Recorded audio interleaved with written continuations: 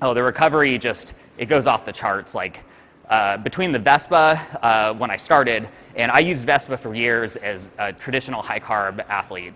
And then when I added in the like OFM style, you know, using a keto diet as a tool, using carbs strategically, learning the timing of that, like each of those, each time I adopted an additional level of it, my recovery just kept jumping. The more I used Vespa, the more I used OFM, I just found like I'll go do a 50-mile training run hard with no taper, like maybe the day before is a little low, and then a day or two easy after, and then I'm right back to a normal. You wouldn't even know the race was in the middle or the big training run was in the middle because it just didn't phase me up through 50 miles.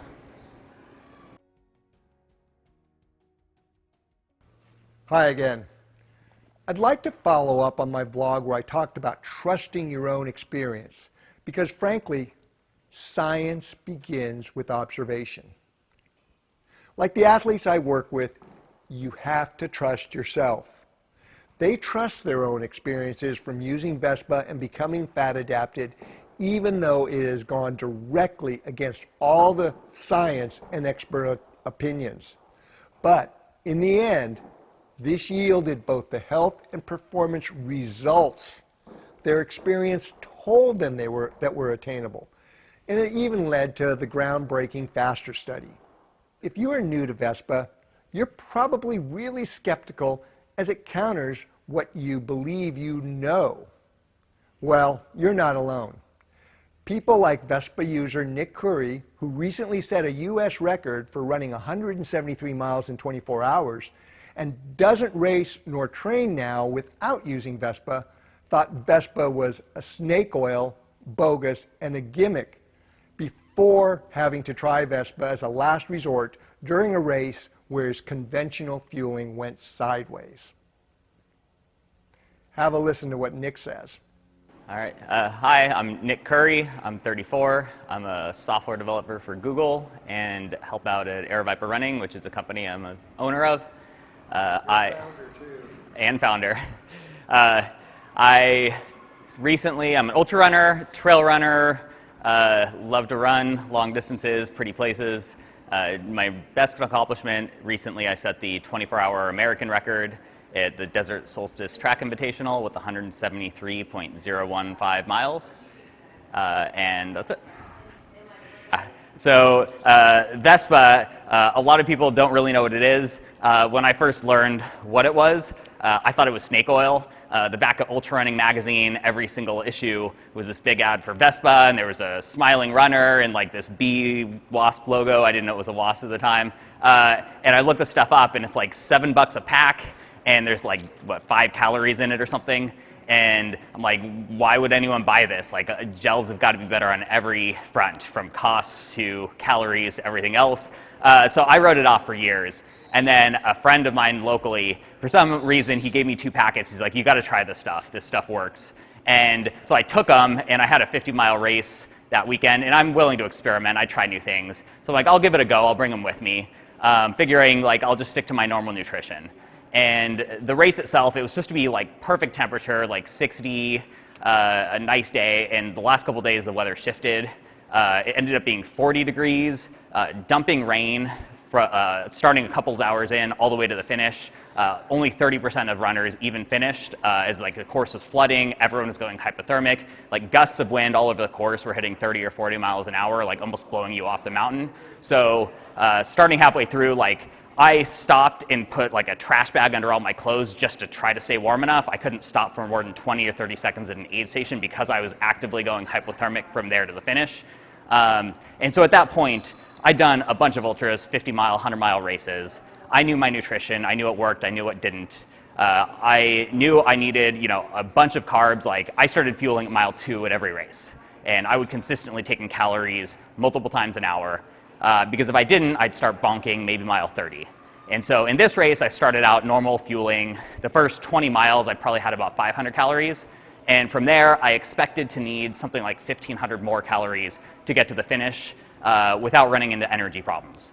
And I took the first Vespa at 20 miles, and it started this downpour slightly after. And so within a couple miles of that, my fingers froze, and I could no longer eat anything that I had with me. Like I couldn't even try to open gels because I couldn't even pick the gels up out of my pack to try to rip them open. So I would use like caveman stub of hands to eat potato chunks at aid stations. So I think I got about 300 calories from mile 20 to the finish.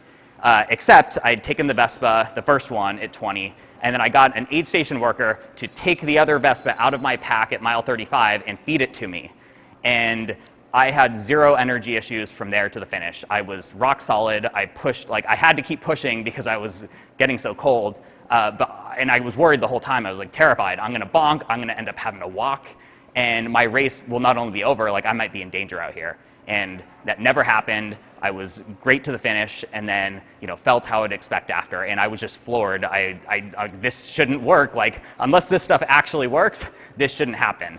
And ever since then, I've been using it at any race that I do that's an ultra reliably. I take them every 2 to 3 hours depending on the race. And my nutrition has just become completely rock solid. I actually ran into additional problems after that in the first year because I kept trying to do my normal nutrition. And I would take the Vespas and then I'd keep eating, and all of a sudden I just find myself bloated because my body was saying, like, I don't even need this many calories. I'm not going to bother digesting them. I have better things to use my energy for. And so I had to learn to back off eating so much because I was trying to be so proactive, which is generally good, but I was overeating because I just didn't need as many calories with the Vespa. And in turn, once I figured that out, I could push even harder because I'm not worrying about my stomach going south, or especially in heat, when like the more food you have in your gut, the more you run into problems. I ran into so many fewer issues because of that. Oh, the recovery it goes off the charts. Like between the Vespa when I started, and I used Vespa for years as a traditional high carb athlete. And then when I added in the like OFM style, using a keto diet as a tool, using carbs strategically, learning the timing of that, like each time I adopted an additional level of it, my recovery just kept jumping. And like this came out, like I can illustrate in a couple specific ways. One is like general advice I give to runners is you don't need to run more than like 20 to 22 miles in training, because past there, you run into like you're greatly increasing the chance of injury, and you're not really getting much more than you get from cumulative weekly fatigue. That it's just not worth the risks.